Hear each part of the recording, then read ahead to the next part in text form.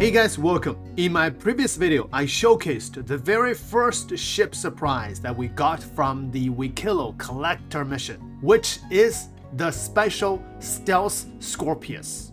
And under that video, I saw many viewers' questions, and many questions I do have the answers based on my hours and gameplay experience, as well as the things that I learned from my workmates. So in this video, I'm gonna do an unofficial Wikelo collector mission Q&A. And the list of the questions in this video are by no means complete. And the answers for these questions are not all 100% accurate. And they are all subject to change once 4.1 goes to live. But after this Q&A, you will have a better idea of this event and related missions. And you will know better what to expect and how to prepare.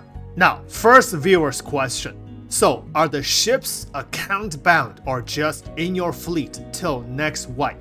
By these ships, he meant the ships we get from Wikelo when we trade in the amount of favors that he needs. So we get the ship surprise, small, medium, and large ship surprise. And that ship, as far as I know, is exactly the same as the executive hangar ships. It's your in-game account bound, not your RSI game account bound. Which means once you get it, you will have it until the next ship wipe or full wipe, if all goes well. Because in reality, some players will lose these executive hangar ships when new live patch drops.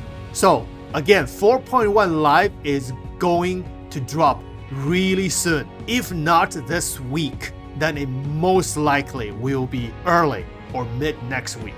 So make sure you reclaim your ship before CIG drops the live patch. This will minimize your chance of losing in-game purchased and the executive hangar ships. Next question. How long did it take you to mine that much, and how much ore was in the cave?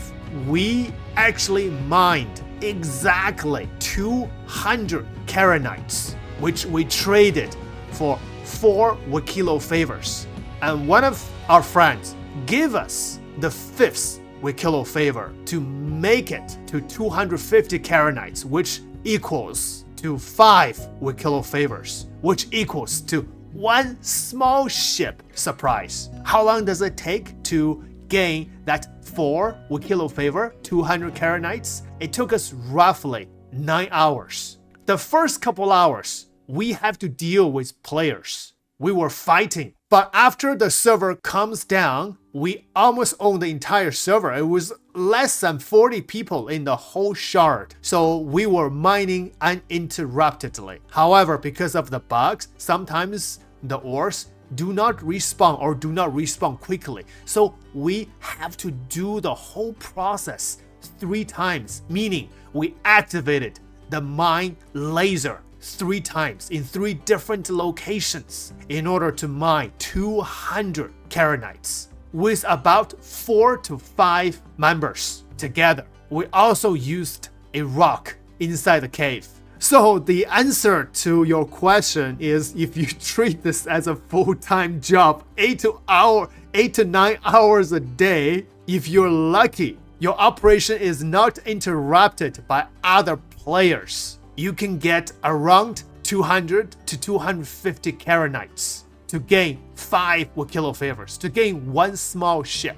But of course, there are other minerals there. So inside this cave, this specific cave, which you have to activate the mining laser in order to open. And this cave are only on Daymar and Aberdeen. 2 caves on each moon. So 2 caves on Daymar and 2 caves on Aberdeen, right underneath the mining laser platform. Each of these caves contains 3 rare materials that you needed for the Wikelo collector missions. the Kernite, Jaclum, and Sedanium. Now, to answer another viewer's question, are these 3 materials only found in this cave? The answer so far is yes. There's nowhere else you can find these 3 materials. I'm not sure later on CIG gonna change this, or as far as we discovered, as far as we know, these 3 materials can only be acquired in those caves. And there are 2 types of rocks. One is hand mineable, and the other is only vehicle mineable, the rock mineable. The rock mineable are only the Keranites, the bigger Keranite rocks. So for the Sedanium and Jaclum, they are all hand minables. With hand mining tool, you can mine all of them. However, the question goes back to how rare are they? Well, I can tell you there are actually a lot of those mineable rocks inside the cave. Quite a lot. And if the server is good, they respawn quite fast. However, the yield from each rock is very little. Now, this is a picture that will give you an idea. And these are all hand minables for Keranites. So the Keranites are in the red color. So you can see, only if you see this rock with more red, that can give you maximum 3 Keranites. All the other rocks, if you mine, they only give you 1 to 2 Keranites. Very low yield. This is the same for the Sedanium and the Jaclum. You don't get a lot. Even with the bigger rock mining rocks, the maximum we found are about 3 as well. So they are not a lot. And just to throw a number to scare you, to make a Polaris, you will need 3,000 Keranites. Wow. So we acquired about 200 Keranites in 8 to 9 hours of work, and more than half of the time are uninterrupted by players. So that's the idea how daunting this task is going to be. Next question. I wonder if this is a sneak peek of how upgraded ship tiers could work. A higher tier allows for more components. This question is regarding my previous video because we got a Wikelo special Scorpius, and in that Scorpius we found 4 power plants instead of the regular Scorpius, which we can only equip 2 power plants. However, my friend James just sent me this photo, which is from the Wikelo Scorpius. Even though you can see 4 power plants on the ship itself, you can tractor them in and out. However, through his Mobi glass, he can only see 2 power plants, 2 regulars. But there are 2 Slipstream Stealth A power plants inside. So to answer this question, I am not certain. I can only speculate. If this is not a mistake from CIG, if this is intended, it could be the start for ship upgrades. Because as we all know from the last year's CitizenCon, when Star Citizen 1.0 come close, we will have the ship upgrades come into play. If I remember correctly, all your pledged ships and in-game purchased ships or your crafted ships are all the base tier to start with, and then you have to upgrade it. And there are total 5 upgrade tiers, and those upgrades will change the basic stats of your ships and also possibly adding component slots or weapon slots, question mark. So if this is not a mistake from CIG, then it's possible that these ships you're getting from Wikelo might have different basic stats or more components and weapons and missiles. I am not sure. This is only the first ship we got. So in order to investigate this further, we have to wait until 4.1 drops, and then we have to get all those ships and then compare if there is any difference or not. Next question. Can only one person turn in the favors and get credit? Unfortunately, yes. You see, the 5 of us worked for 9 hours. Only one person get the reward. And this is going to create problems between groups and even within orgs. So in our org, we just had a discussion on how to fairly distributing these rewards to people. It's a very tough thing to do, but this is the reality. Only one person can get the credit. And those favors are not easy to get.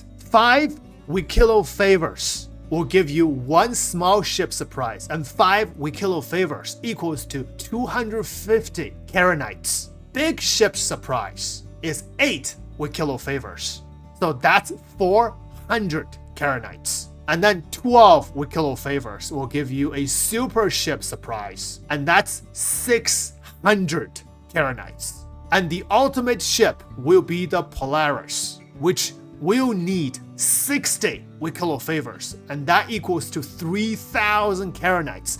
But that's not it. In one of my videos, I explained what we need for the Polaris. It needs a lot more than just the Karenites. It also needs Polaris bits and armors and other things. So there's a whole lot of things you need to do to get the Polaris. But for other ships, you just need those favors. And those favors only come from Karenites. And with all this work, only one person gets the final reward. Next question. Is the Wikelo stuff like the executive hangars, where you get a random ship when you turn the stuff in? Okay, to answer this question, I have to use some of the data minings and also from some of the leak sources. So the answer to this question is not 100% accurate. Just take it as a grain of salt. So these are the ships, as far as I know, that you can get from the ship surprise and big ship surprise. Crusader Spirit C1, RSI Scorpius, the Constellation Taurus, as well as the Mirai Guardian, these 4 ships. And some of these ships will have military or stealth build. And the super ship surprise is going to be the F8C, either in military or stealth build. So we don't have a whole lot of ships. However, the difference between the ships that we get from here than the ship we get from executive hangar or the ship that we purchased in-game is these ships will always have a very nice skin to begin with. And it's possible they have upgraded versions for the ship in terms of components or basic stats. That I am not certain. But the paints, I'm certain. Take a look at this Polaris paint. This is so beautiful. But at what cost? That's incredible cost. Next question. I am a solo player. Is there any chance for me to achieve this on my own? Well, if you are really solo, there's no friends, nothing, just you alone doing this. Even for a small ship surprise will be very difficult. The reason is you not only have to mine those minerals, those ores, that's the end result. You also need to activate the laser. Unless you got really lucky, someone activated the laser for you and then they just left. And then you just go in the cave and mine those ores and take them out. That's it. Unless you're that lucky. Otherwise, it's gonna take a lot of efforts just to get a small ship with a small group of people. So this is not a solo player event. And this is not an event. This is going to be a permanent feature according to CIG. If you want to get a bigger ships, especially you want to get the Polaris on your own, it's almost mission impossible. 12. And for that reason, one viewer commented, "This isn't something you will grind out in a week. This addition to the game is likely to be permanent, and it will take months for solo to get the basic items. You can get the ships, but it's going to take months and months, and that's the whole point of this event." By the way, if you're worrying about losing some of the ores that you mined, that you stored in your inventory, according to PTU patch, we have carried the ores from our previous PTU to the next PTU build again for several times. So CIG is aiming for us to keep those cards and the ores that we mined from the previous patch. So I assume in live patch, you will keep carrying those gems, patch after patch. But of course, there's always bug involved. Now, someone also quoted CIG. CIG stated on Spectrum that this isn't an event, but a new permanent addition. So CIG said this officially, Align and Mine, which is coming to the verse with Alpha 4.1, will not be an event, but a new sandbox activity that will persist indefinitely. That being said, if the LTP works, and if we can carry the cards and the ores from patch to patch, this might be a long-term goal, even for a solo player to pursue. The reason is, one possibility is like orcs. Once they get enough of these gems, they might be able to sell to solo players who are not able to get those gems on their own. Of course, you might have to pay a premium price for it, but for solo player, there is a possibility to purchase those gems needed to trade for ships, even a Polaris, but you might have to pay a lot of price. So that might be another potential gameplay for you to grind money or grind other materials. Maybe you can trade armors, trade guns, trade things with other players who are willing to trade their surplus gems for you. And because this is going to be a permanent feature in game, so you can plan it for the long run.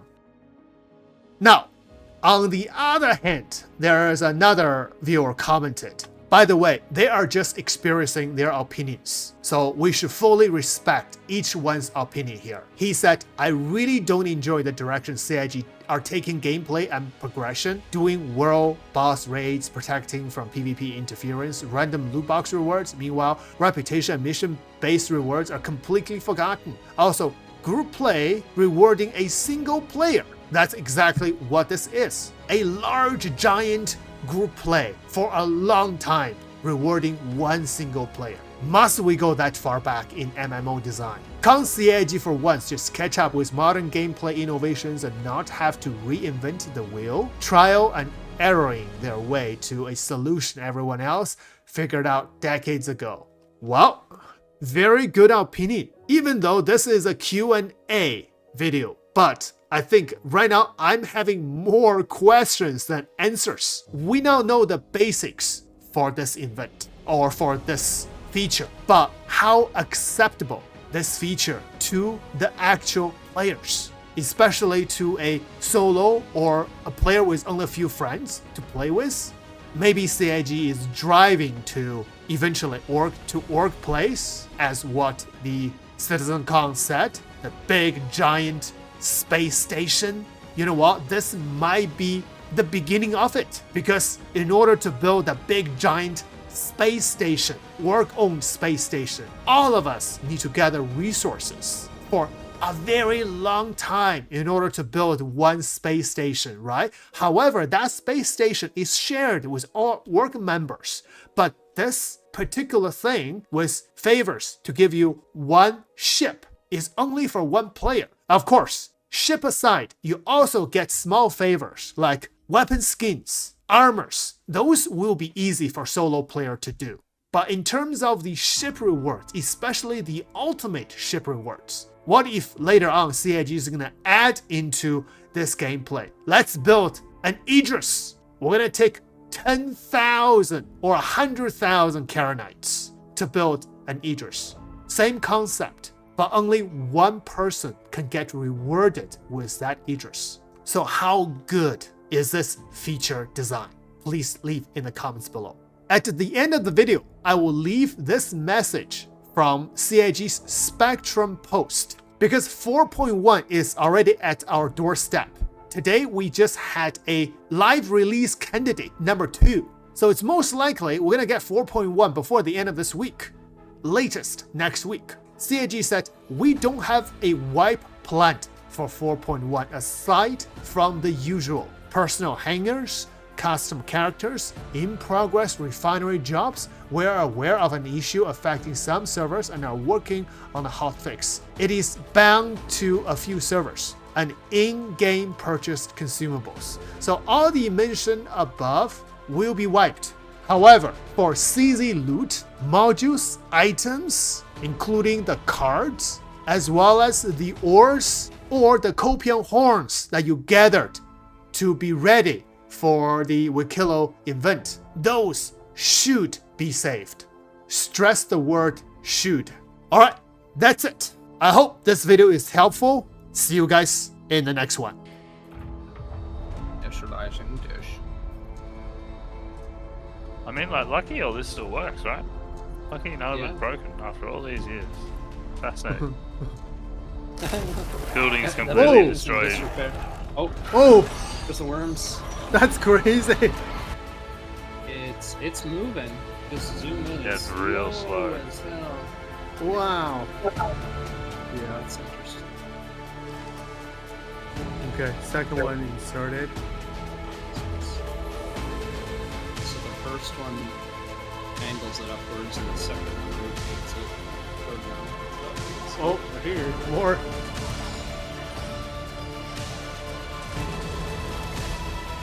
The only problem is it's really damn hard to hit. Like khaki pants on. Yeah. One shot. See ya.